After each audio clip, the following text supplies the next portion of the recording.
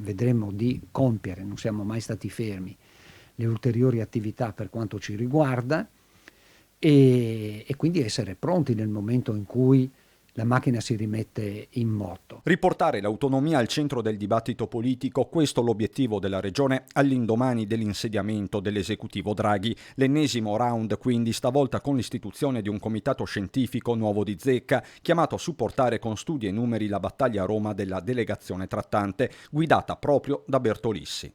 Credo che l'istituzione dell'osservatorio serva a imprimere maggiore forza anche alle iniziative della Regione.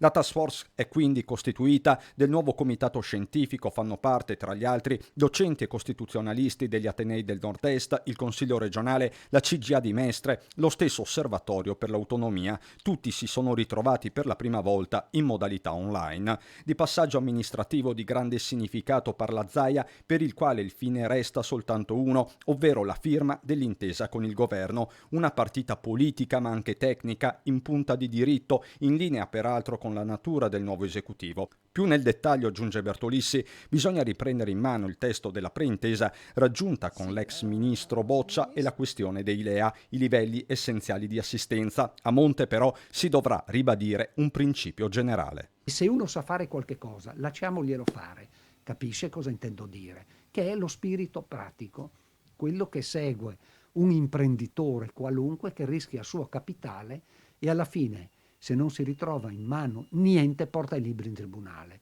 Però sa qual è il difetto fondamentale? Che chi si occupa delle cose pubbliche non fallisce mai.